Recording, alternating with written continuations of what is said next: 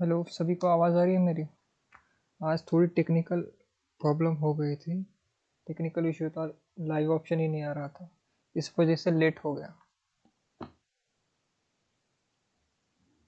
बाकी आज हम क्लास शुरू करेंगे।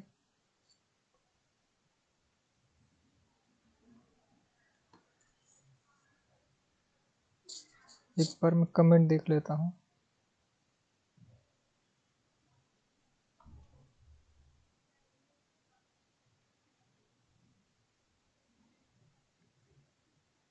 हाँ, सभी आ गए। रेखा जी, शिवम जी, सारिका जी, नीतू जी, सबका स्वागत है।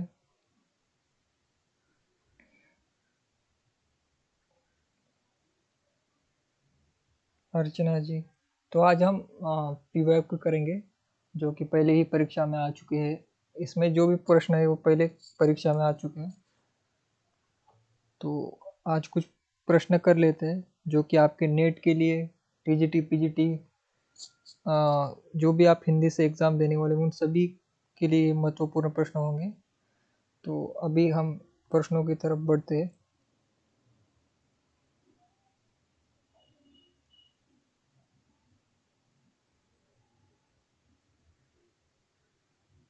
प्रियंका जी, सभी लोग आ गए हैं। सपना जी, सबको मेरा नमस्ते है।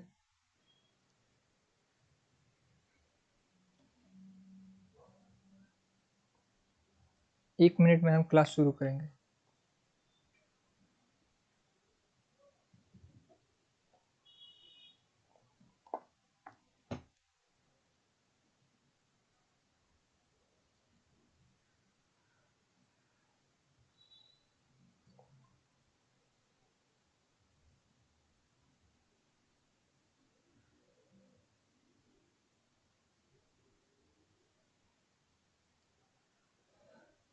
पहला प्रश्न आपकी स्क्रीन पर आ रहा होगा अभी।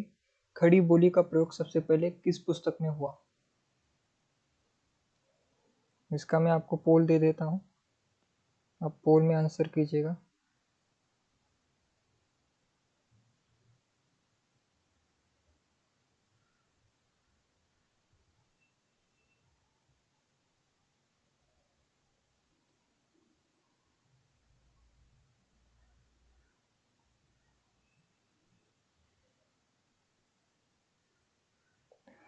पोल में सभी लोग पोल में आंसर करेंगे।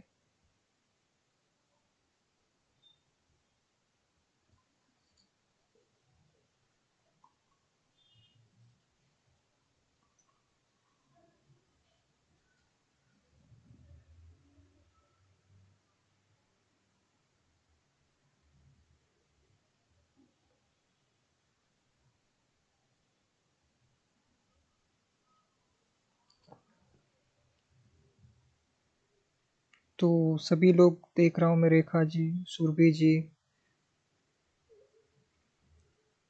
प्रियंका जी, सभी ने सही आंसर दिया है। तो इसका आंसर जो है डी है, प्रेम सागर। तो ये खड़ी बोली में जो है सबसे पहले पुस्तक ये लिखी गई थी, प्रेम सागर। तो खड़ी बोली का प्रयोग सबसे पहले प्रेम सागर इस पुस्तक में हुआ था। तो अगले प्रश्न की तरफ बढ़ते हैं। कोई भी कमेंट नहीं करेगा, आंसर पोल में उत्तर देना है आप सभी को।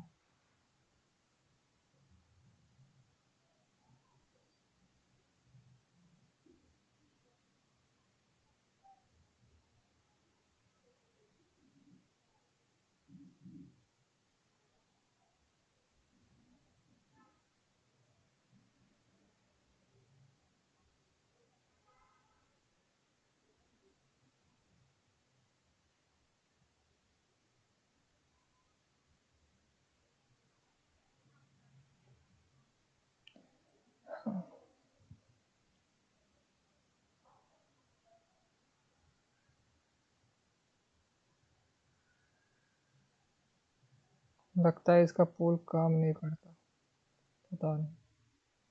ठीक है, आप कमेंट में उत्तर दीजिए। तो पुष्टि मार्ग का आधार ग्रंथ कौन सा है?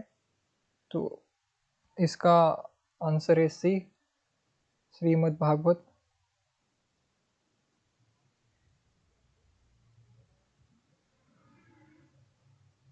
सी इज द राइट आंसर। पुष्टि मार्ग का आधार ग्रंथ।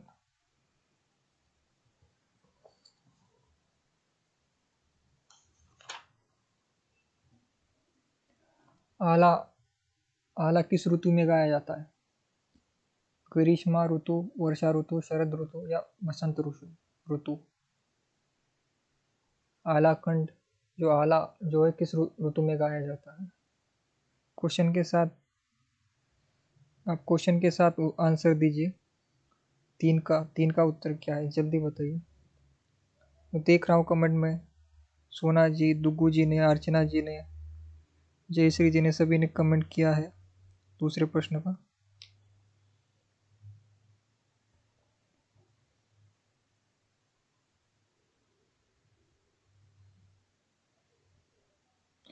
अभी तीसरे प्रश्न में एक दो लोगों के आंसर गलत आ रहे हैं, लेकिन ज़्यादा तो आंसर सही है।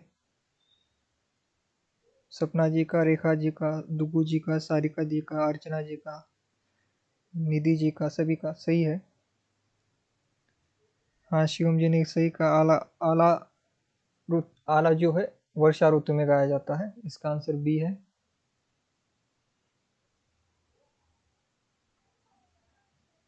आगे बढ़ते हैं। मिसल देव रासो के रचयिता है? नरपति नाल, जगनिक, चंद बरदाई या शारंगधर।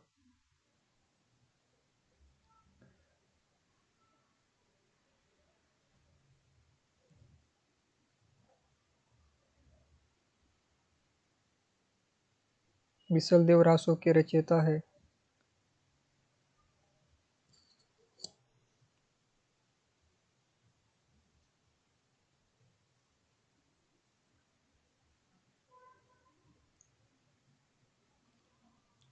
चार के गलत, कुछ गलत उत्तर आ रहे मिसल देव रासो के। कुछ लोग गलत उत्तर दे रहे हैं।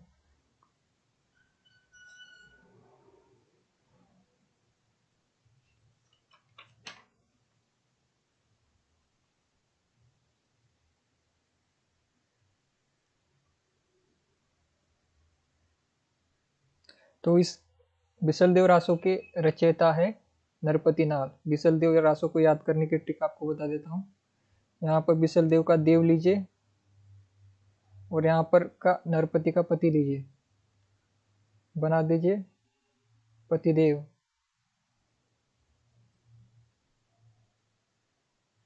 पति को क्या कहा जाता है हमारे भारत में? पति को देव कहा जाता है, पतिदेव। तो इसी से ट्रिक बना लीजिए, बिसल देव का देव और नरपति का पति, दोनों का मिलाकर पतिदेव। तो बिसल देव रासो के रचयिता कौन है? नरपति नाल। सोना जी का सही है। हाँ, सभी का, अर्चना जी का, सभी का मैं कमेंट देख रहा हूँ, सभी का सही आ रहा है। अभी पांचवा प्रश्न है, इनमें से कौन सा कवि अष्टचाप का नहीं है? सूरदास, कुंभन दास, नंददास, रैदास। कौन सा कवि अष्टचाप में नहीं है? अष्टचाप में 8 कवि है, इसमें से 3 सही है और बाकी आपको आठों के 8 कवि कमेंट में लिखने हैं।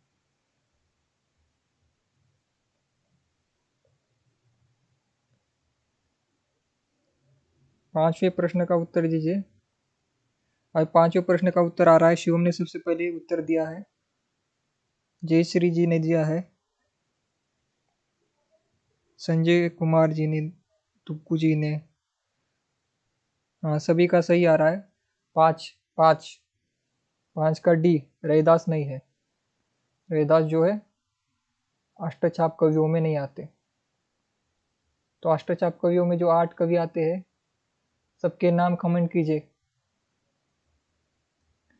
तो अष्टचाप में सूरदास आते हैं, कुंभन दास आते हैं, नंददास आते हैं, और बाकी के कौन कौन आते हैं कमेंट कीजिए आप जल्दी।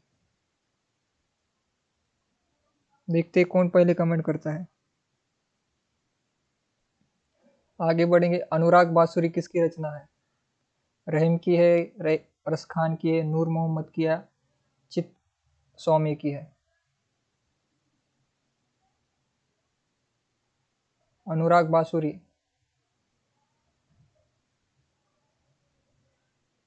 अनुराग बासुरी किसकी रचना है?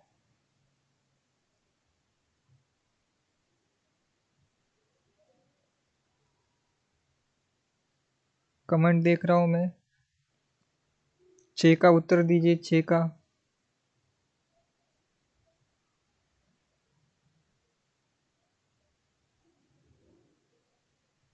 छः का सी। सपना जी ने दिया, पूजा जी ने दिया, शिवम जी ने भी दिया। सी सी सी। हाँ, अनुराग बासुरी के रचयिता है नूर मोहम्मद। सी। सी सही है, नूर मोहम्मद।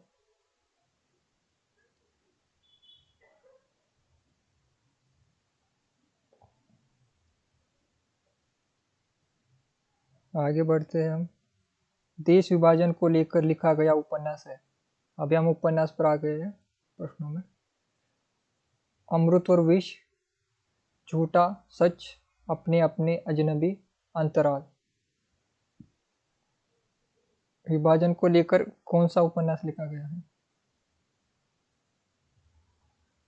उपन्यास कौन सा लिखा गया है? तो निधि जी ने सबसे पहले कमेंट किया है सूरदास, कुंभन दास और परमानंद दास, नंददास, कृष्णदास, चित स्वामी और गोविंद स्वामी, अष्टचाप के कवि। तो 8 का है झूठा सच। झूठा सच जो है देश के विभाजन पर आधारित है। झूठा सच के कितने भाग है?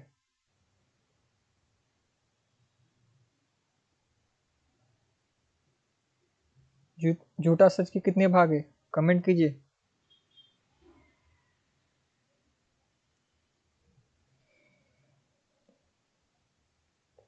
सभी का मैं कमेंट देख रहा हूँ। शिवम जी ने, सोना जी ने, प्रियंका जी ने, सभी ने सही आंसर दिया है।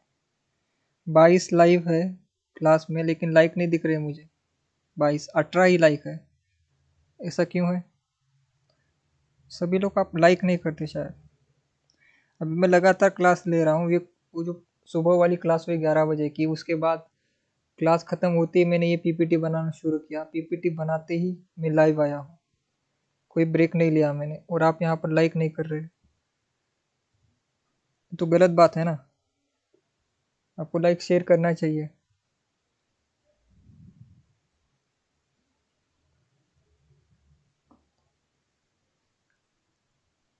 हाँ, देवव्रत जी ने बताया कि झूठा सच के जो है 2 भाग है। झूठा सच के 2 भाग है। सही कहा।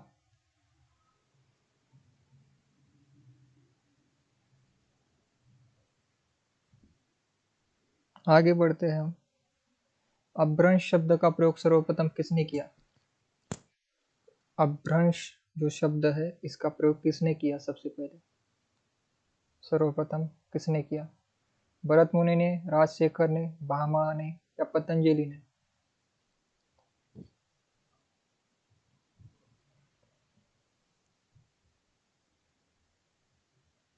जी जी, निधि निधि जी ने कहा 2 भाग है। हाँ, झूठा सच के 2 भाग है।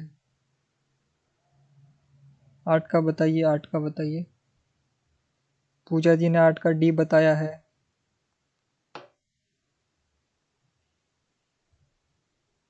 प्रियंका जी सी कह रही है। डी कह रहे हैं देवव्रत जी। 9वां प्रश्न आया ही नहीं। 9वां प्रश्न का ये किसने बता दिया अभी? प्रश्न 8 चल रहा है अभी।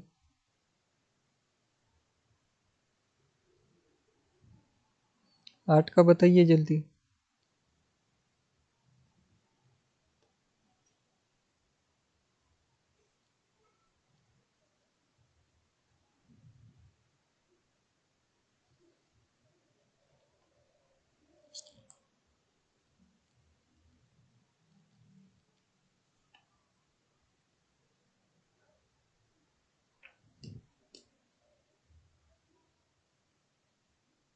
आठ का कुछ लोग एक बता रहे हैं, कुछ लोग 90 क्वेश्चन पे चले गए।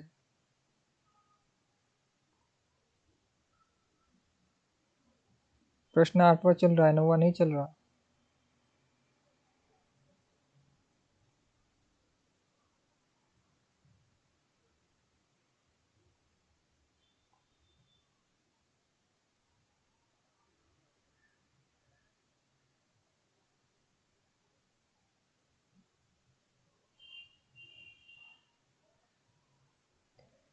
जल्दी बताइए, अपभ्रंश शब्द का प्रयोग किसने किया? बहुत से लोगों के उत्तर गलत आ रहे हैं।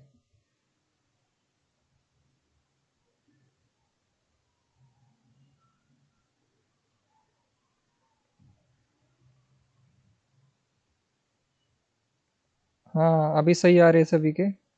एक दूसरे की नकल तो नहीं कर रहे आप लोग? किसी का अभी भी सी आ रहा है। तो अपभ्रंश शब्द का प्रयोग पतंजलि ने किया था। पतंजलि का आप साबुन यूज करते होंगे शायद। ये इन्हीं के नाम पर इंस्पायर्ड है वो ब्रांड पतंजलि, बाबा जी का। तो अपभ्रंश शब्द का प्रयोग सर्वप्रथम पतंजलि ने किया है। अभी भी कुछ लोगों का सी आ रहा है, किसी का ए आ रहा है। मुंडा भाषा परिवार का क्षेत्र कौन सा है? ये आगे का कट कीजिए।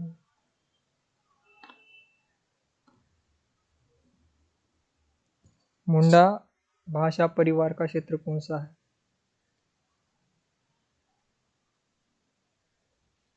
कमेंट कीजिए।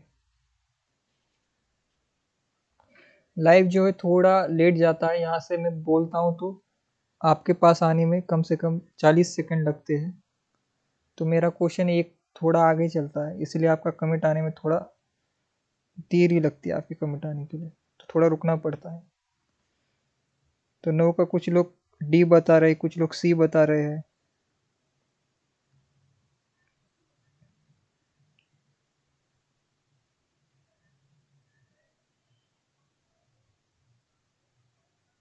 आप जब क्वेश्चन का आंसर दो तो उसके साथ नंबर लिखिए, किस नंबर का क्वेश्चन का उत्तर दे रहे हैं आप। तो अभी हम 9वें क्वेश्चन पर है। मुंडा भाषा परिवार किस क्षेत्र में आता है?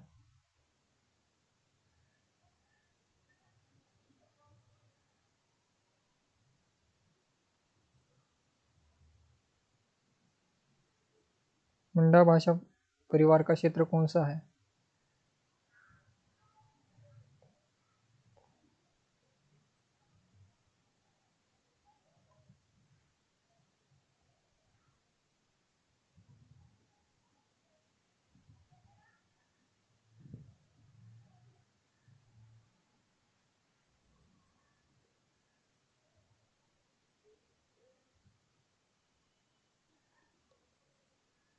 सभी के मैं कमेंट देख रहा हूँ,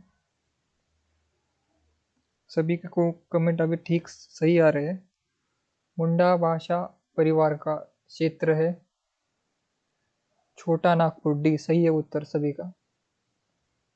सभी लोग सही उत्तर दे रहे हैं। मुंडा भाषा परिवार का क्षेत्र है छोटा नागपुर।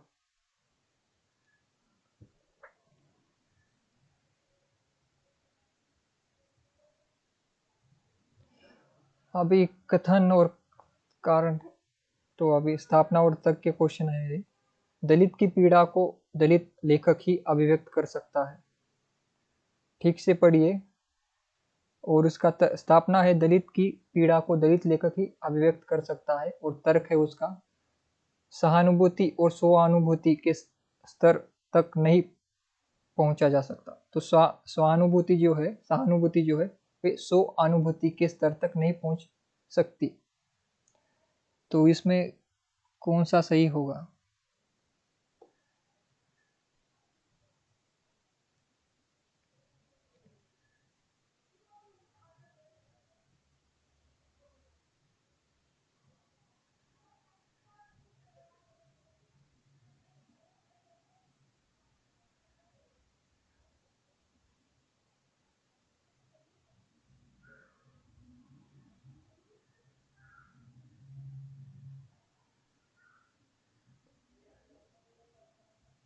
कथन कारण, कथन स्थापना और तर्क के प्रश्न है ये।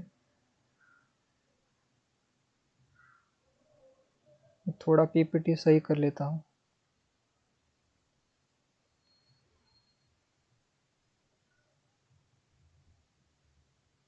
10 का बताइए। 10 का बहुत लोग गलत उत्तर दे रहे हैं।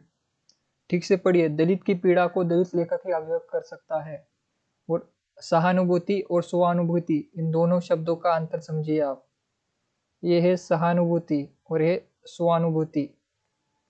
सहानुभूति स्वानुभूति के स्तर तक नहीं पहुंच सकती है।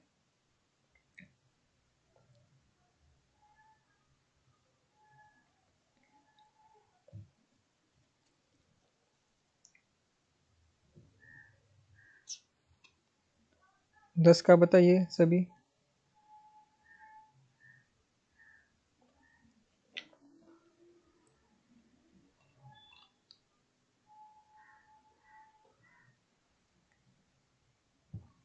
तो देखिए, इस प्रश्न का उत्तर जो है आपको, इसका उत्तर आपको अगर किसी आप गाइड में देखेंगे, इसमें देखेंगे, तो इसका उत्तर जो है वहां पर गलत लिखा हुआ है। तो आप इस प्रश्न को समझिए, दलित की पीड़ा को दलित लेखक ही अभिव्यक्त कर सकता है। जो स्थापना है, ये स्थापना गलत है, लेकिन आपको बहुत जगह पर ये स्थापना सही लिखी होगी, ऐसा दिखाई देगा। बहुत से टीचर इसको सही मानते हैं, लेकिन ये पूरी तरह से गलत है कि दलित की पीड़ा को दलित लेखक ही अभिव्यक्त कर सकता है, ऐसा नहीं है। बहुत से सवर्ण समाज के लेखक ने जो है दलित अभिव्यक्ति की है, दलित की पीड़ा को लिखा है उपन्यासों में, कहानियों में, रचनाओं में। तो दलित की पीड़ा को केवल दलित लेखक ही नहीं लिख सकता, समाज का कोई भी तबके का, कोई भी वर्ग का व्यक्ति लिख सकता है। तो ये जो है स्थापना जो है ये गलत है, दलित की पीड़ा को दलित लेखक ही अभिव्यक्त कर सकता है, ये गलत है। लेकिन हम तर्क देखिए, सहानुभूति और स्वानुभूति के स्तर तक नहीं पहुंच सकती, तो ये सही है। जैसा सहानुभूति, अगर ये कोई सवर्ण लेखक है, वो सहानुभूति रख सकता है एक दलित व्यक्ति के प्रति, लेकिन वो उसकी स्वानुभूति नहीं हो सकती। जैसे कोई पुरुष स्त्री के मन को नहीं समझ सकता या उसकी पीड़ा को नहीं समझ सकता, कोई पुरुष स्त्री थर्ड जेंडर की पीड़ा को नहीं समझ सकता, वैसे ही हम थर्ड जेंडर की तरफ सहानुभूति से देख सकते हैं, लेकिन हम वो स्वानुभूति नहीं कर सकते अगर हम पुरुष या स्त्री है तो। वैसे ही उसी प्रकार से कोई सवर्ण व्यक्ति दलित के प्रति सहानुभूति रख सकता है, लेकिन स्वानुभूति के स्तर तक वो नहीं पहुंच सकता। तो ये तर्क जो है वो सही है, लेकिन स्थापना जो है गलत है। इसलिए जो ये जो है ये सही होगा, इसका उत्तर ये जो है सही होगा उत्तर। 10 का ये है। किसी को इस पर डाउट होगा तो कमेंट कीजिए। आपको ये जो किसी भी किताब में जो एमसीक्यूज के आती है, वहां पर इसके आंसर गलत लिखे हुए हैं इस प्रश्न के। अगर किसी को 10वें प्रश्न पर अगर लगता है कि ये सही नहीं है, या फिर उसे लगता है कि दोनों सही है, यानी कि सी ऑप्शन सही है, किसी को लगता है तो कमेंट कर सकता है। लेकिन यही जो उत्तर सही है कि स्थापना जो है गलत है, क्योंकि दलित की पीड़ा को दलित लेखक ही नहीं, कोई भी लेखक लिख सकता है। जो लिख सकता है वो हर प्रकार से लिख सकता है। तो इसे आप इस तरह समझिए कि जैसे कि बहुत से पुरुषों ने स्त्रियों पर लिखा है, जैसे मैथिली शरण गुप्त ने जो है स्त्रियों पर लिखा है, रामधारी सिंह दिनकर जी ने स्त्रियों पर लिखा है। वो ऐसे बहुत से लेखक है जो कि स्त्रियों पर लिख सकते हैं, पुरुष होकर भी। तो कोई सवर्ण दलित पर क्यों नहीं लिख सकता, या फिर कोई पुरुष थर्ड जेंडर पर क्यों नहीं लिख सकता, लिख सकता है और लिख रहे हैं। बहुत से थर्ड जेंडर पर जो ज्यादातर उपन्यास कहानियां जो भी लिखी गई है, वो ज्यादातर पुरुषों द्वारा ही लिखी गई है, लेकिन वो उस जेंडर से नहीं है, लेकिन फिर भी लिख रहे हैं। तो वही लॉजिक आप यहाँ पर यूज कर सकते हैं कि दलित की पीड़ा को एक दलित लेखक ही अभिव्यक्त नहीं कर सकता, दूसरे लोग भी अभिव्यक्त कर सकते हैं, लेकिन सहानुभूति और स्वानुभूति में बहुत अंतर होता है। इसीलिए ये सही होगा, क्योंकि स्थापना गलत है और तर्क जो है सही है। आगे बढ़ते हैं।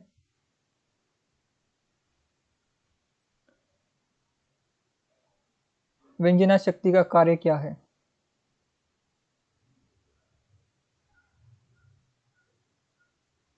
11 पर आइए। 11 को उत्तर दीजिए।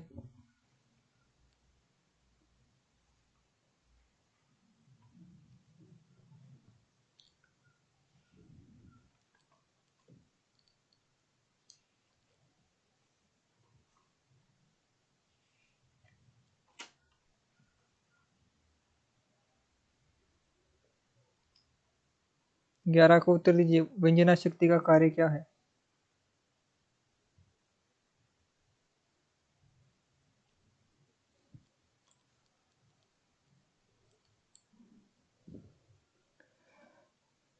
शब्द शक्ति के प्रकार कितने हैं? शब्द शक्ति के प्रकार 3 हैं, अभिधा, लक्षणा और व्यंजना। व्यंजना सबसे अंतिम है, और कविता में व्यंजना में बात कही जाए तो वो सुंदर लगती है, अधिक प्रभावी है। सीधे बात ना कहते हुए जो मुख्य अर्थ, और इसमें जो शाब्दिक अर्थ भी नहीं होता और आर्थिक अर्थ में होता है, इसमें तीसरा अर्थ जब छुपा होता है तो वो व्यंजना होता है। अभिधा में सीधा अर्थ होता है, व्यंजना में थोड़ा सा टेढ़ा होता है, लक्षणा में थोड़ा सा टेढ़ा होता है, लेकिन व्यंजना में पूरा जलेबी जैसा गोल होता है अर्थ। तो मुख्य अर्थ में छिपे अकथित अर्थ को व्यक्त करना ही व्यंजना शक्ति कहा जाता है।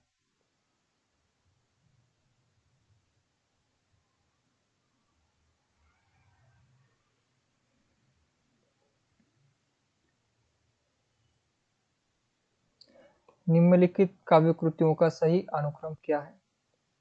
साकेत, कामायनी, लोकायतन, प्रिय प्रवास। प्रिय प्रवास, साकेत, कामायनी, लोकायतन। प्रिय प्रवास, कामायनी, साकेत, लोकायतन। और डी है कामायनी, साकेत, लोकायतन और प्रिय प्रवास।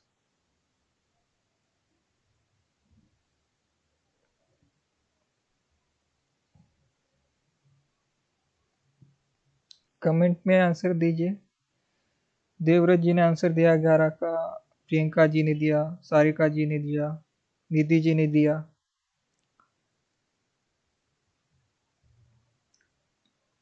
अर्चना जी ने दिया है, सोना जी ने दिया है। 12 का बताइए। 12 का एक सी आया था, फिर 12 का बी आया है।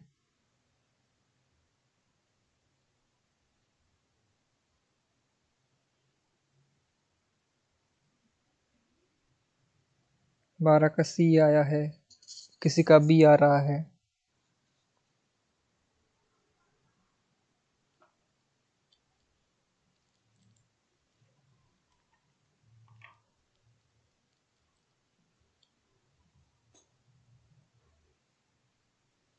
बारह का सी, किसी का बी।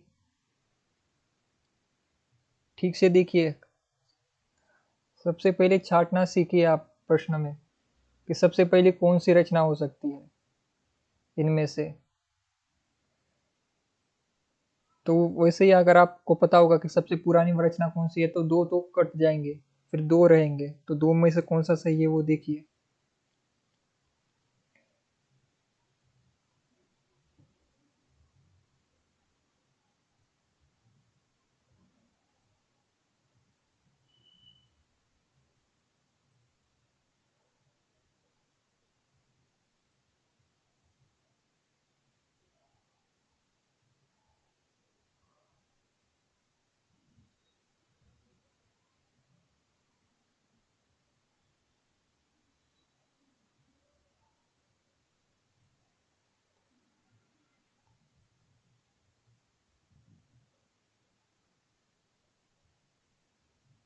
बी आ रहा है अभी, सी वाले चले गए लगता है।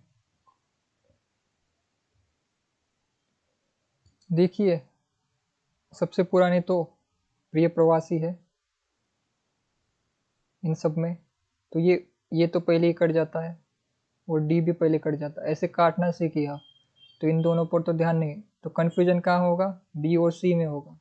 प्रिय प्रवास है, और अंतिम भी लोकायतन, ये भी लोकायतन है, यहाँ पर भी लोकायतन है, लेकिन साकेत पहले है या फिर कामायनी पहले है? साकेत पहले है या फिर कामायनी पहले है? ये अगर पता ना हो आपको, ये नहीं पता कि साकेत का समय क्या है और कामायनी का समय क्या है, ये पता ही नहीं है, हम समझ लेते हैं कि आपको दोनों का ही पता नहीं है, तो कम से कम आप ये याद कीजिए कि साकेत साकेत किसने लिखा? मैथिली शरण गुप्त ने। और कामायनी किसने लिखा है? जयशंकर प्रसाद ने। तो कौन बड़े है ये याद कीजिए पहले, कौन पहले लिख सकता है। ये ट्रिक हर बार काम नहीं करती, लेकिन फिर भी अगर आपको परीक्षा में नहीं पता हो तो ये ट्रिक यूज कर सकते हैं कि कौन बड़ा है कौन छोटा है।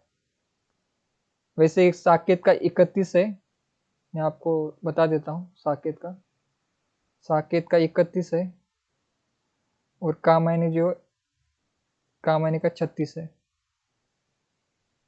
बहुते ने कमेंट किया है प्रिय प्रवास का 14 है। हाँ सही है, प्रिय प्रवास का 14 है। वो लोकायतन का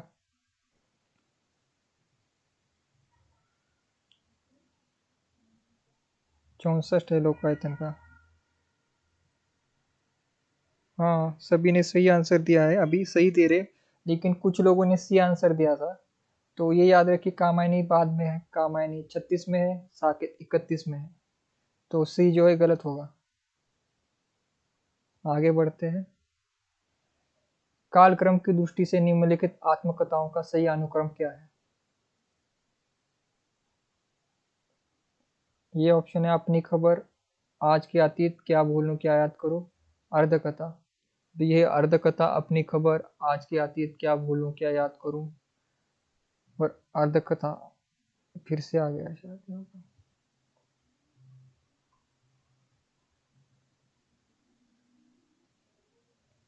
सी है आज की अतीत, अपनी खबर, क्या भूलूं क्या याद करूं, अर्धकथा।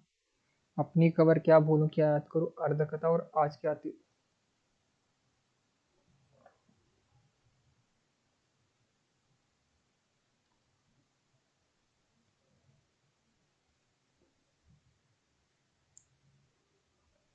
तेरह का आ रहा है आंसर, 13 का बी आ रहा है। 13 का बी आ रहा है।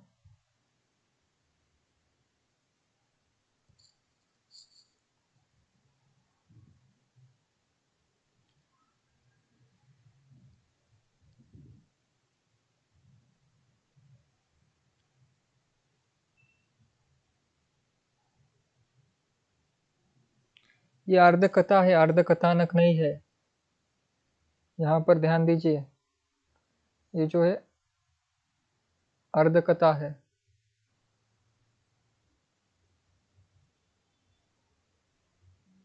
बी आ रहा है, बी आ रहा है।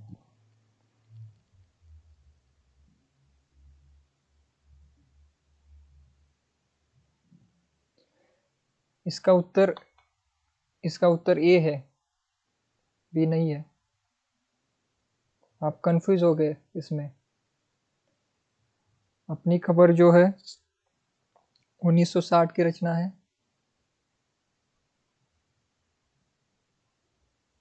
आज की अतीत जो है उसके बाद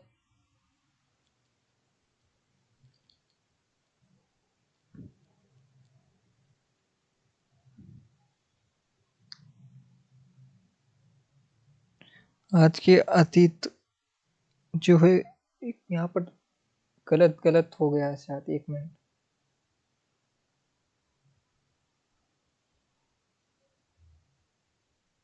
आज की अतीत जो है 2003 की रचना है।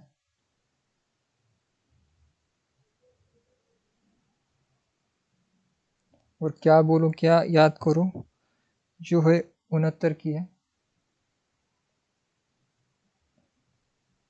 और अर्धकथानक जो है वो 1988 की है।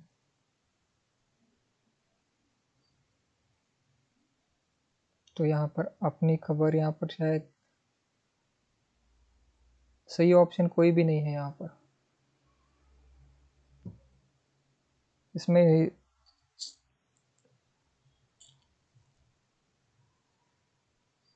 सही ऑप्शन कोई नहीं है शायद।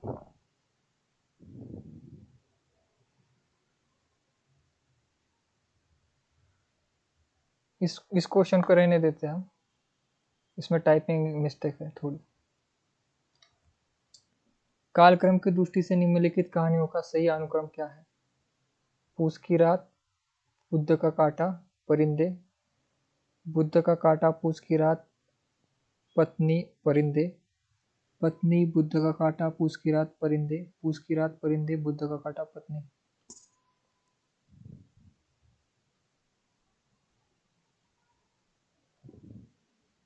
इसमें यहाँ पर पत्नी एक है।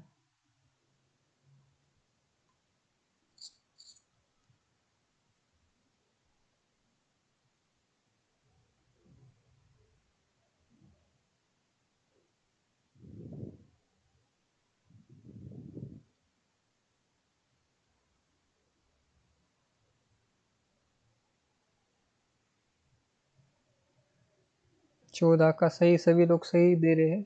14 का बी है। बुद्ध का काटा पहले है, पूस की रात उसके बाद है, फिर पत्नी है, फिर परिंदे। परिंदे 1960 की रचना है, सिलेबस में भी लगी हुई है। बुद्ध का काटा जो है गुलेरी जी की रचना है, 1915 की। और पूस की रात आपको पता है प्रेमचंद की है, 1930 की है। और पत्नी जो है जैनेन्द्र की है।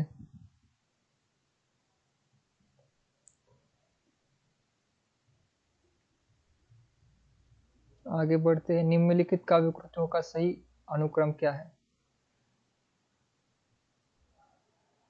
फिर से आ गया क्वेश्चन।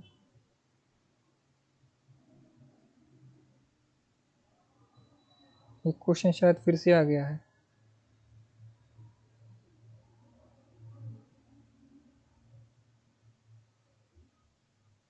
आगे बढ़ते।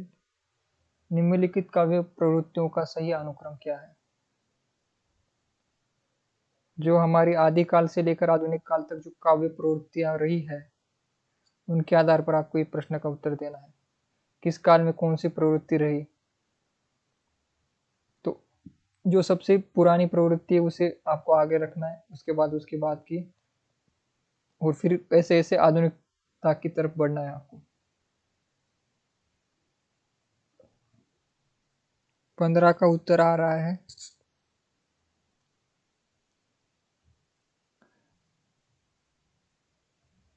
आपको ये देखना है कि आदिकाल की प्रवृत्ति क्या रही, रीतिकाल की प्रवृत्ति क्या रही, भक्ति काल की क्या रही, रीतिकाल की क्या रही, फिर आधुनिक काल में भारतेंदु युग, द्विवेदी युग, फिर छायावाद की क्या रही।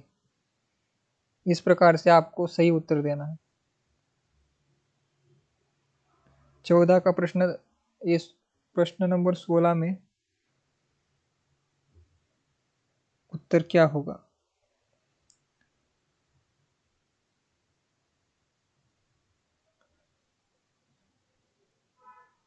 ये का ऑप्शन है अलंकारिकता, इतिवृत्तात्मकता, क्षणवाद, शोषण का विरोध।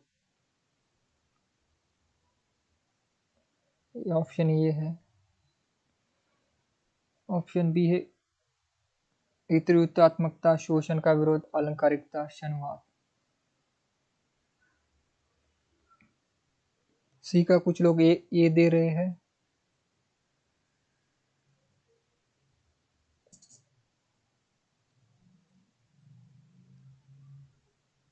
16 का कोई लोग ए दे रहे हैं। 16 का ये दे रहे हैं, रेखा जी ने दिया है, लक्ष्मी जी ने एक दिया है।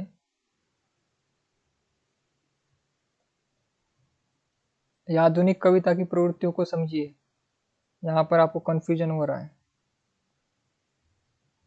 आपको क्षणवाद और शोषण का विरोध, इसमें कंफ्यूजन हो रहा है। क्षणवाद कब की प्रवृत्ति है? शोषण का विरोध कब होता है?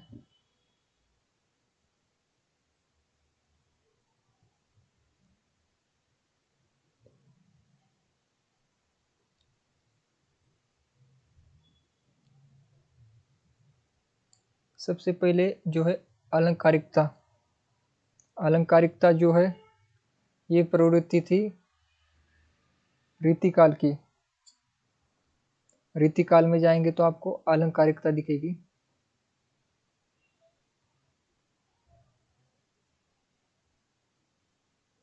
और इतिवृत्तात्मकता आपको पता है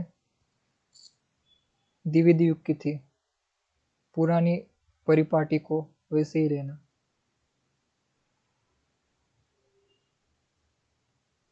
और शोषण का विरोध जो है ये ये प्रगतिवाद में था।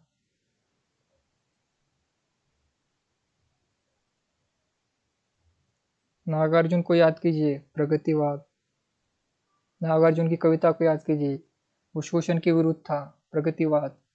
मार्क्सवाद का प्रभाव है इस पर। शोषित और एक एक होता है शोषण करने वाला, और एक दूसरा होता है शोषित, जिसका शोषण होता है। तो वो शोषण का विरोध करते हैं। प्रगतिवाद में आपको प्रगतिवाद में जो कविताएं मिलेंगी, खास करके नागार्जुन की, जो सत्ता के खिलाफ लिखती है, जो शोषण के खिलाफ लिखती है, जो पूंजीवाद के खिलाफ लिखती है, जो भूख, गरीबी, इसके बारे में लिखती है, तो ये प्रगतिवाद में है।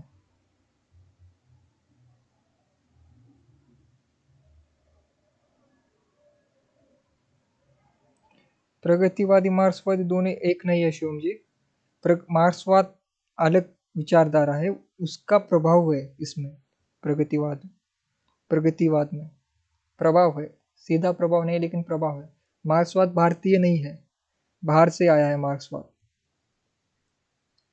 लेकिन हमारी प्रगतिवाद में जो कविता है, यहाँ के शोषण के खिलाफ बोलती है। इसकी भूमि जो है भारतीय है प्रगतिवाद की, लेकिन थोड़ा संदर्भ जो है मार्क्सवाद से भी है। तो क्षणवाद, क्षणवाद जो है ये नई कविता का है, नई कविता क्षणवाद, क्षणभंगुरता, और एक क्षण में जीने वाली हमारी अभी की नई कविता, उसमें क्षणवाद है। इसमें व्यक्ति के छोटे छोटे क्षणों को लेकर जो है कविता की जाती है। आधुनिक कविता आप पढ़ेंगे तो उसमें आपको दिखेगा क्षणवाद।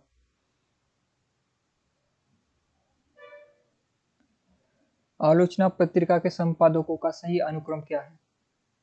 आलोचना जो पत्रिका थी, इसके संपादक कौन थे? पहले कौन थे, फिर बाद में कौन कौन हुए, ये बताना है आपको। आलोचना पत्रिका के संपादकों का सही अनुक्रम क्या है?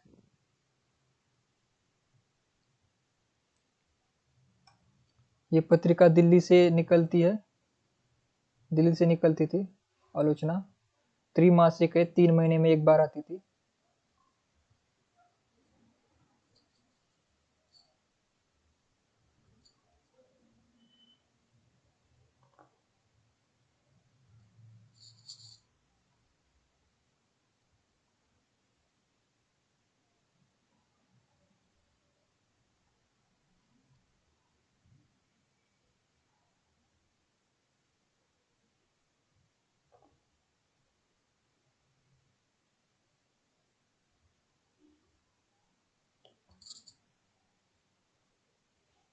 अभी पेन टैप पर थोड़ा सा लिखना थोड़ा मुश्किल हो रहा है, लेकिन समझिए त्रैमासिक है, 3 महीने में एक बार आती है, वो दिल्ली से प्रकाशित होती थी। तो उसका इसका आंसर दीजिए।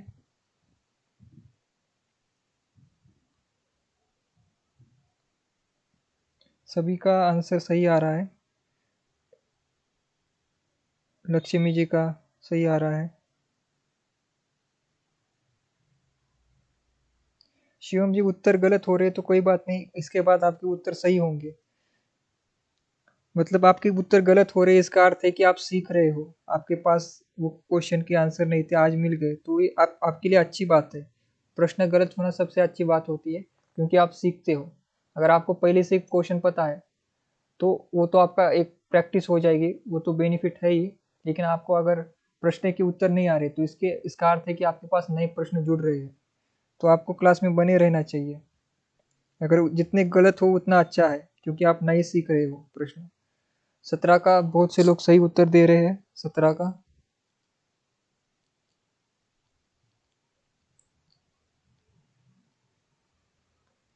17 का उत्तर है, 17 का उत्तर बी है।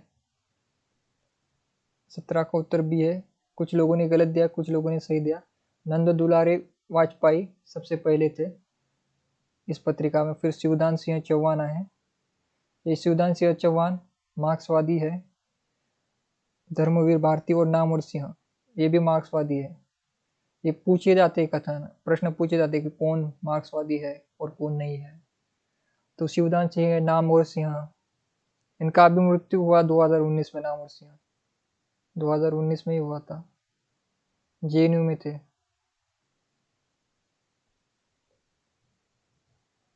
जवाहरलाल नेहरू यूनिवर्सिटी दिल्ली। इससे पहले वो सागर यूनिवर्सिटी में भी थे। तो आलोचना पत्रिका जो दिल्ली से निकलती है उसके संपादकों में कौन थे? नंद दुलारी वाजपेयी, शिवदान सिंह चौहान, धर्मवीर भारती, फिर नामवर सिंह। नाम धर्मवीर भारती की एक और पत्रिका के नाम, एक और पत्रिका के साथ नाम जुड़ता है धर्मवीर भारती का। कौन सी पत्रिका है वो? कमेंट कीजिए जल्दी। धर्मवीर भारती। और कौन सी पत्रिका से जुड़ा हुआ है उनका नाम? आलोचना त्रिमासिक पत्रिका, ये याद रखिए 3 महीने में एक बार आती है। कुछ मासिक होती है, त्रिमासिक होती है, कुछ 6 महीने में आती है, कुछ साल में एक ही बार आती है। तो ये 3 महीने में एक बार आती है। आगे बढ़ते हैं हम। इनमें से कौन सा अनुक्रम संगत है? यानी संगत यानी कि सही कौन सा है? 3 गलत है, 1 सही है। बहुत से लोग परीक्षा में जो है ना, ये ठीक से पढ़ते नहीं, संगत लिखा है, असंगत लिखा है, पढ़ते नहीं और ऑप्शन लगा कर आ जाते। ऐसे में उनके 2-3 क्वेश्चन तो ऐसे ही गलत हो जाते।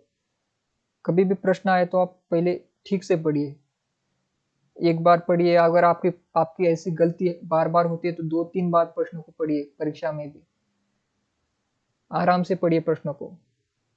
कमेंट करने की जल्दी नहीं है, बाद में भी कर सकते। प्रश्न को ठीक से पढ़िए। संगत लिखा है, असंगत लिखा है, इसमें कंफ्यूजन हो जाता है बहुतों का। हाँ, लक्ष्मी जी ने सही उत्तर दिया। तो आगे 18 का बताइए। 18 का 18 का उत्तर बताइए।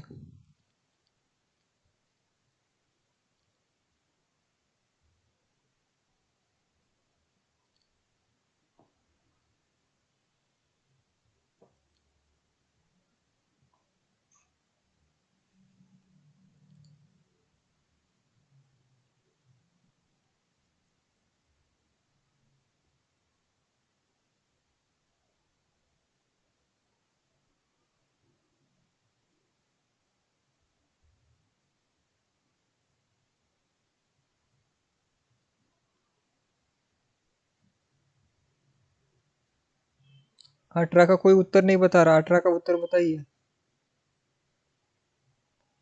अगर प्रश्न समझ नहीं आ रहा हो तो मैं आपको प्रश्न बता देता हूँ। जयशंकर प्रसाद की रचना स्कंदगुप्त, उसमें धातु सेनी पात्र है क्या? और प्रसादांत ये इस नाटक का प्रकार है क्या? और दूसरा है जयशंकर प्रसाद का चंद्रगुप्त जो नाटक है उसमें प्रपंच बुद्धि नाम का कोई पात्र है, और ये क्या दुखांत नाटक है?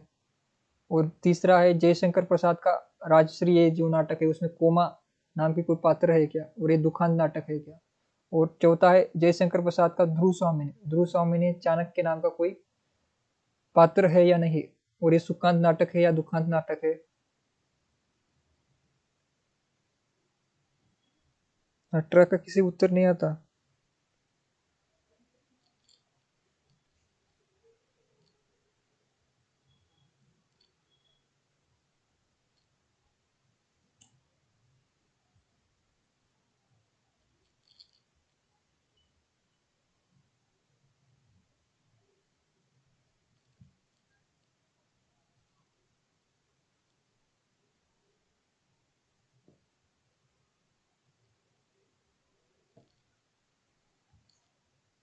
अठारह का उत्तर बताइए। 18 का उत्तर आ रहा है।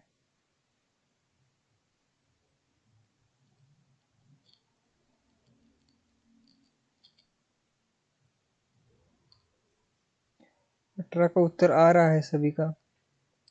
अभी जब जब आपको क्वेश्चन नहीं आता, क्वेश्चन का आंसर नहीं होता, तो आप क्वेश्चन को काटना सीखिए। क्वेश्चन को कैसे काटते हैं? जैसे जयशंकर प्रसाद का ध्रुव स्वामी जो नाटक है उसमें चाणक्य पात्र है क्या? इस पर विचार कीजिए। चाणक्य पात्र है ही नहीं उसमें, तो ये डी कट जाएगा।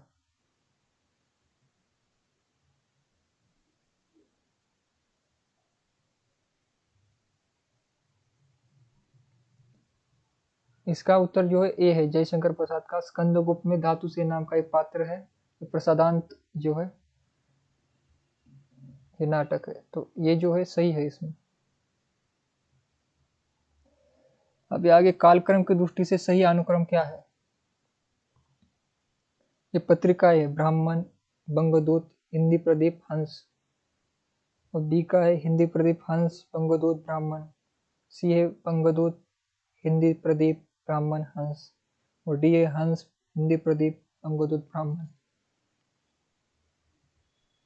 जल्दी जल्दी कीजिए, 1 घंटा हो गया शायद। हमने सिर्फ 19 ही क्वेश्चन किए हैं। हाँ, परीक्षा में कभी कभी तुक्का भी लगाना पड़ता है। अगर तुक्का लगाना भी, आप थोड़ा विचार करके तुक्का लगाइए परीक्षा में। पहले प्रश्न काटना सीखिए आप, कौन सा नहीं हो सकता। जैसे मैंने पिछली साइड में बताया था, चाणक्य ध्रुव में है ही नहीं, तो उसको काट दीजिए। ऐसे काट काट कर जो ऑप्शन निकलता है लास्ट में उसे लगाइए, अगर आपको उत्तर आता ही नहीं हो तो। वरना प्रयास कीजिए कि उत्तर आए आपको। अभी इसका उत्तर दीजिए। 19 का उत्तर दीजिए। 19 का किसी का आया नहीं अभी तक।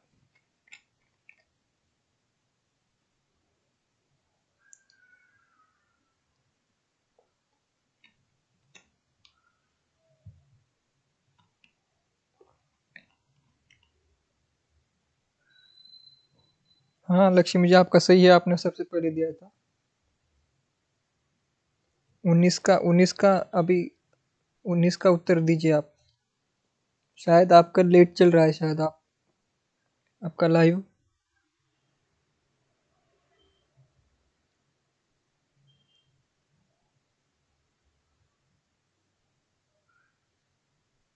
उन्नीस का पहला 19 का डी उत्तर आ रहा है, प्रतिमा सिंह जी का। निधि जी ने 19 का सी बताया, रेखा जी ने 19 का बी बताया। सबके अलग अलग उत्तर आ रहे हैं।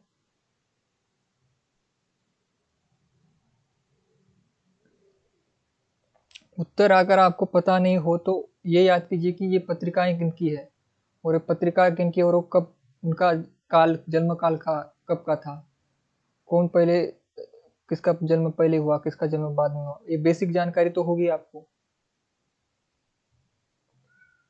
हमें भारतेंदु और मैथिली शरण गुप्त में कौन पहले है ये तो आपको पता होता है।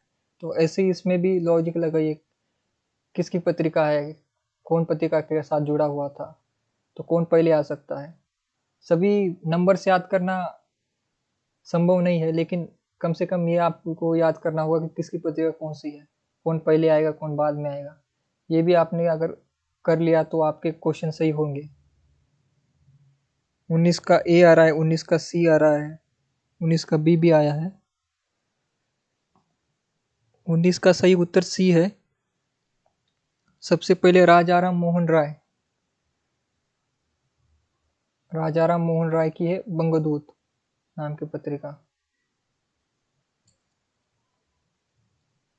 ये प्रकाशित हुई थी 1829 में।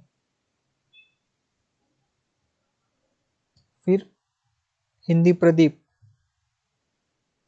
हिंदी प्रदीप जो है वो है 1877। फिर है ब्राह्मण, ब्राह्मण है 1883, 83। और बाद में हंस जो है 1930 की पत्रिका है। हंस अभी भी निकलती है पत्रिका। तो हंस जो है प्रेमचंद की थी। ब्राह्मण तो आपको पता है प्रताप नारायण मिश्र की थी। और हिंदी प्रदीप भी बालकृष्ण भट्ट जी की थी। आपको अगर पहली रचना पता हो, ये पहली जो पत्रिका पता होती है आपको, बंगदूत, राजा राम मोहन राय की, तो आपका सही हो जाता, क्योंकि कहीं पर भी बंगदूत एक ऑप्शन में नहीं है, तो सी सही है, क्योंकि ये सबसे पहली है। राजा राम मोहन राय सबसे पहले है।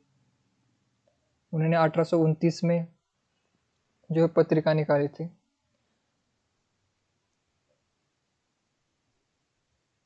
जी, हिंदी प्रदीप बालकृष्ण भट्ट।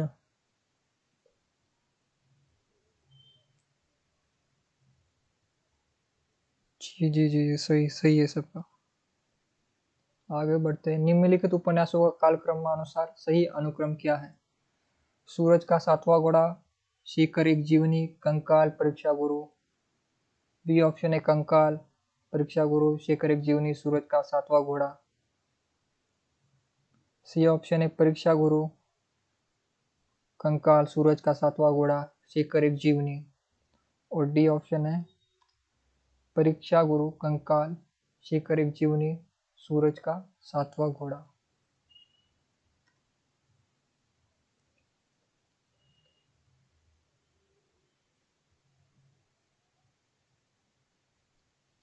20 का उत्तर आ रहा है। 20 का उत्तर एक आया है। पूजा जी ने सी बताया है, रेखा जी ने भी सी बताया है।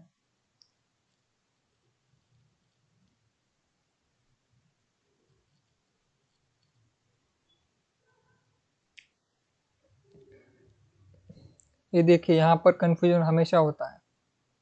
कहाँ पर होता है? जब एक जैसे आते हैं। परीक्षा गुरु यहाँ पर भी है, परीक्षा गुरु यहाँ पर भी है। ये तो कट ही जाएंगे क्योंकि ये परीक्षा गुरु सबसे पहले है। ये तो कट गए, लेकिन कंफ्यूजन इसमें है। कंकाल यहाँ पर है, कंकाल यहाँ पर भी है, लेकिन सूरज का सातवां घोड़ा और शेखर एक जीवनी। अभी यहाँ पर आपके आपके पास अगर इसका ये ये नहीं पता आपको कि ये कब प्रकाशित हुए थे दोनों, तो आपको याद करना चाहिए शेखर एक जीवनी किसकी है। शेखर एक जूनी है आज्ञेय की। और सूरज का सातवां घोड़ा किसकी है? सूरज का सातवां घोड़ा है धर्मवीर भारती की। तो इनमें दोनों में से पहला कौन आएगा? तो पहले शेखर एक जीवनी आएगी। शेखर एक जूनी 1941 41 में लिखी गई थी। और सूरज का सातवां घोड़ा जो है उसके 11 वर्ष बाद लिखी गई थी 1952 में। तो ये यहाँ पर आएगा डी ऑप्शन सही। शेखर एक जूनी पहले है क्योंकि 41 में थी, और सूरज का सातवां घोड़ा जो है 1952 में है। और परीक्षा गुरु आपको पता ही है 1882 का है। और कंकाल जो कि जयशंकर प्रसाद जी का था 1929 का है कंकाल।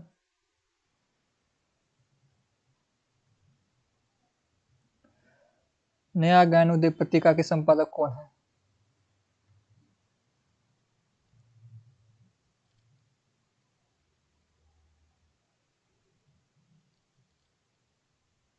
नया ज्ञानोदय पत्रिका के संपादक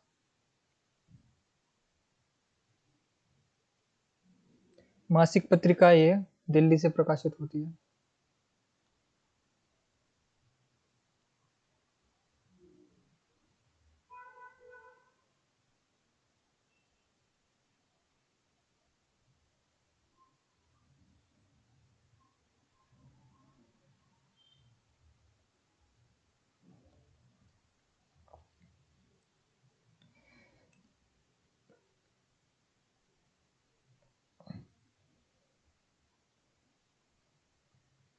इक्कीस का सही आ रहा है उत्तर बी, रविंद्र कालिया।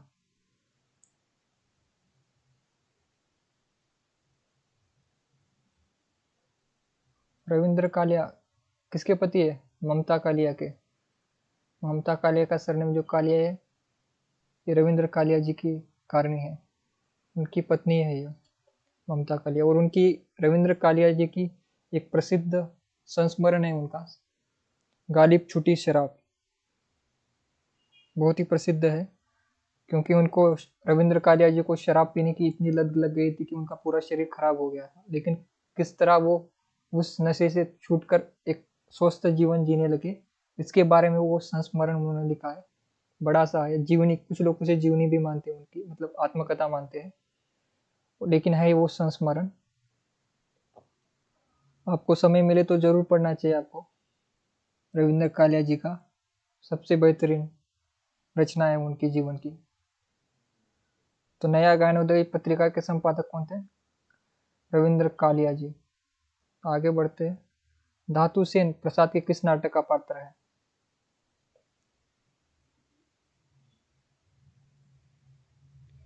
क्लास अभी खत्म होने वाली है। अभी 2-3 को 25 तक ही करने हैं हमें, 25 ही क्वेश्चन है। 10 मिनट में खत्म हो जाएगी क्लास, जल्दी जल्दी उत्तर दीजिए। धातु सेन 22 का बताइए। धातु सेन जो है किसकी किस नाटक का पात्र है धातु सेन? स्कंदगुप्त। धातु सेन स्कंदगुप्त का है। प्रसाद का नाटक है स्कंदगुप्त, उसमें पात्र है धातु सेन। 30 बताइए, निम्नलिखित रचनाओं में से कौन सा यात्रा वृत्तांत है? यात्रा वृत्तांत।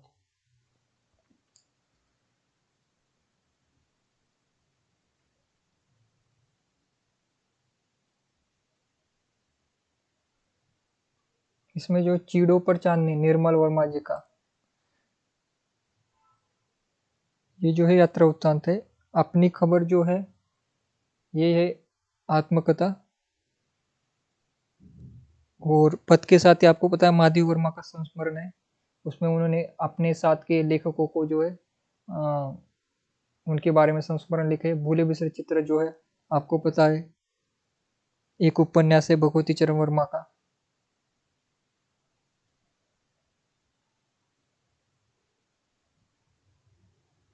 तो चीड़ों पर चांदनी जो है यात्रा वृत्तांत है।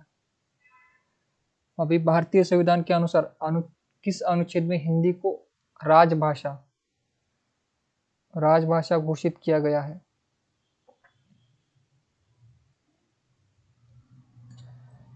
किस अनुच्छेद में है ये तो पता होना चाहिए आपको।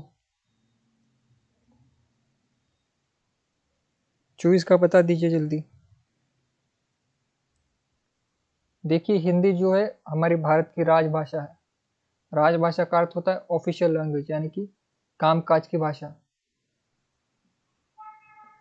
तो बहुत बार प्रश्न आता है कि राजभाषा और राष्ट्रभाषा में अंतर होता है। तो हमारे भारत की राष्ट्रभाषा नहीं है कोई संविधान के अनुसार, लेकिन हिंदी को हम जो है प्रेम से सभी लोग देश की भाषा मानते हैं।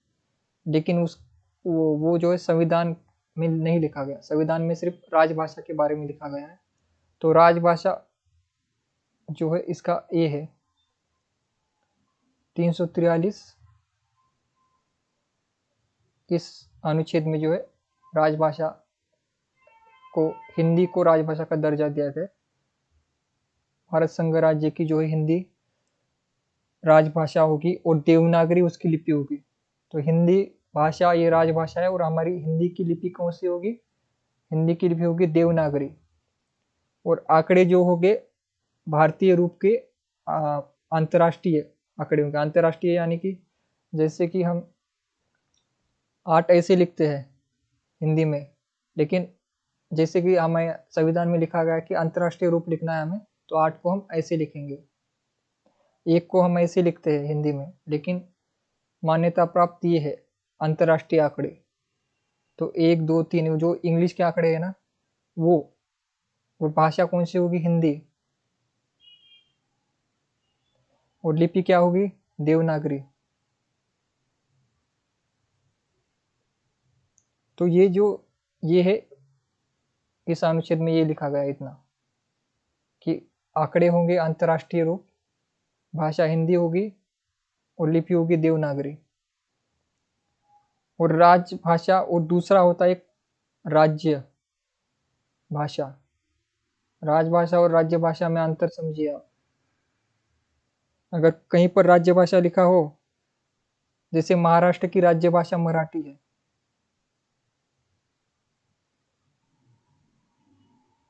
राज्य यानी कि स्टेट लैंग्वेज। हर स्टेट की अलग लैंग्वेज हो सकती है। हिंदी प्रदेश में ज़्यादातर हिंदी को ही जो है मान्यता प्राप्त हो चुकी है, लेकिन जैसे महाराष्ट्र की मराठी है, गुजरात की गुजराती है, तो ये सारी क्या है? राज्य भाषा है। तो राज और राज्य भाषा में अंतर कीजिए आप। कभी कभी राज्य भाषा यहाँ पर लिखा हो और आप कहीं गलती ना कर दे, तो उच्च इसमें ध्यान दीजिए कि शब्द क्या लिखा है, राज्य लिखा है या फिर राज लिखा है। राजभाषा का अर्थ होता है ऑफिशियल लैंग्वेज और राज्य भाषा का अर्थ होता है स्टेट लैंग्वेज। तो स्टेट लैंग्वेज जैसे महाराष्ट्र की मराठी है, गुजरात की गुजराती है, और कर्नाटक की कन्नड़ा है। तो ऐसी जो आपको साउथ के साइड में जो है राज्य की अलग अलग राजभाषा भी आपको देखने को मिलेगी। जैसे गोवा की जो है कोंकणी है, कोंकणी जो एक भाषा है वो गोवा की राजभाषा है। तो अंतिम प्रश्न पर आते हैं हम। ये आज का अंतिम प्रश्न है, इसके बाद क्लास समाप्त होगी। स्थापना है भाषा संस्कृति की संवाहक होती है, और तर्क है भाषा के बिना संस्कृति की कल्पना संभव नहीं है। तो उत्तर क्या होगा?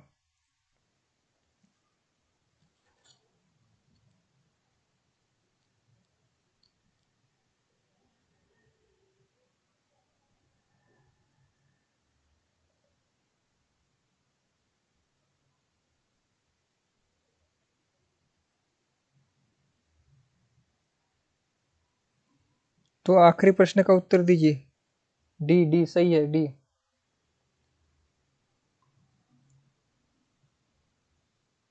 डी दोनों सही है कथन, कि भाषा के बिना भाषा संस्कृति का संवाहक होती है। जो भाषा के साथ जो संस्कृति जुड़ी होती है, और एक भाषा ही संस्कृति को आगे ले जाती है। जैसे हम हमारी अवधी भाषा में जो है रामचरितमानस लिखा गया, और जो हमारी जो संस्कृति है उस भाषा के थ्रू ही आज तक तुलसीदास रचित रामचरितमानस के साथ संस्कृति जो है अभी वो चल रही है इतने सालों बाद भी। तो उसका वो संस्कृति क्यों चल रही है? हमारे जो धर्म ग्रंथ है वो आज भी किस सहारे टिके हुए? तो भाषा के सहारे, क्योंकि हमने उसे लिख कर रखा है। तो उसी के सहारे जो संस्कृति का जो हमारी आगे बढ़ रही है। तो भाषा संस्कृति की संवाहक होती है, और भाषा के बिना संस्कृति की कल्पना संभव नहीं है। अगर हम भाषा ही नहीं रखेंगे तो संस्कृति कैसे बनेगी? एक दूसरे से हमें बात करना है, एक दूसरे को हमें अपनी मन की बात बतानी है, या फिर कोई भी चर्चा करनी हो, कुछ कोई काम करना हो, बिना भाषा के हम नहीं कर सकते। अब यहाँ पर बहुत से प्रश्न आ सकते हैं कि भाषा का अर्थ क्या है? भाषा केवल लिखित भाषा नहीं, या फिर बोली भाषा भी नहीं। हम भाषा, जब लिखने वाली भाषा से पहले हम चित्रलिपि निकालते थे। चित्र के सहारे आपको बहुत से यहाँ पर बहुत सी गुफाओं पर आपको लिखा हुआ चित्र दिखेगा। ऐसा मुझे तो चित्र आता नहीं है, लेकिन ऐसे कुछ पहले के आदि मानव लिखते थे, तो वो भी एक भाषा है, चित्र भाषा। उससे पहले जो है आंगिक भाषा थी, यानी कि कोई इंसान अपने जो शरीर के अंगों का प्रयोग करते हुए जो है बात करता था, वो भी एक भाषा है। तो ऐसी जो भाषाएं हैं, इसके बिना संस्कृति आगे नहीं बढ़ सकती। तो आपको अभी आदि आदिम जमाने के जो भी पुराने हमें कुछ अवशेष मिले हैं 4000 5000 साल पहले हड़प्पा संस्कृति में भी, तो वहाँ पर चित्रलिपि हमें दिखाई देती है। हड़प्पा संस्कृति में ऐसे बहुत से दीवारें हैं, वहाँ पर चित्र भाषा में लिखा गया है। तो उसी के साथ जो उनकी संस्कृति हम समझ पाए, जो कि 5000 वर्ष पुरानी थी। तो भाषा के बिना संस्कृति की कल्पना संभव नहीं है। तो दोनों ही सही है, स्थापना और तर्क। और यहीं पर हमारी क्लास जो है समाप्त होती है। क्लास खत्म होने से पहले आप जो है, जैसे कि सुबह वाली क्लास से 11 बजे की, उसमें भी कुछ 2-3 स्टूडेंट ने जो रेटिंग दी थी, आपको क्लास खत्म होने के बाद आपको बताना है क्लास कैसी लगी आपको। 10 में से आपको मार्क्स देने हैं। अच्छी लगी तो 10 में से 10 दे सकते हैं, बहुत बुरी लगी तो आपको 10 में से 1 भी दे सकते हैं, 10 में से 5 दे सकते हैं। 1 से 10 तक आपको जितना सही लगा वो आपको रेटिंग देनी है। और आपको क्या सुधार चाहिए, उस रेटिंग के बाद आप लिख सकते हैं कि इसमें ये प्रश्न लेकर आइए अगली बार, या फिर पीपीटी में ये गलतियां हैं, या फिर मेरे पढ़ाने में आपको कोई गलतियां लगती है तो वो भी आप बता सकते हैं कमेंट में। मैं सारे कमेंट पढ़ता हूँ। और मुझे आज एक कमेंट आया था जिसमें एक स्टूडेंट ने बताया कि उन्होंने 10 में से 8 रैंक दी, और उन्होंने बताया कि भाषा पर काम कीजिए। तो मैंने वो कमेंट पढ़ लिया है, कल उस पर बात भी करेंगे हम क्लास में। तो आप कमेंट कीजिए, मुझे बुरा नहीं लगता। आप अगर आप 1 भी देंगे 10 में से तो भी मुझे बुरा नहीं लगेगा। आप खुले मन से आप कोई भी रेटिंग दे सकते हैं जो आपको सही लगे। और ये मेरा परिचय है, यहाँ पर जो नए स्टूडेंट है वो देख सकते हैं परिचय। क्लास बहुत देरी, शायद आप आज की क्लास यहीं पर समाप्त करते हैं। ठीक है, एक बार मैं आपके कमेंट पढ़ लेता हूँ। देवव्रत जी रेगुलर स्टूडेंट है, 3 दिन से मैं देख रहा हूँ, 2 दिन से 3 क्लासेस हुई है हमारी। प्रतिमा सिंह जी भी रेगुलर है, शिवम जी भी, रेखा जी, जो पूजा जी, संजय कुमार जी, जो रेगुलर स्टूडेंट है सबके मुझे नाम याद हो गए हैं। और कौन-कौन कहाँ-कहाँ से वो भी याद है। कुछ लोग यूपी से है, कुछ बिहार से है, कुछ राजस्थान से है। तो आप सभी लोग जुड़े, इसके लिए आप सभी का धन्यवाद। आज की क्लास यहीं समाप्त करते हैं। सभी को मेरा नमस्कार।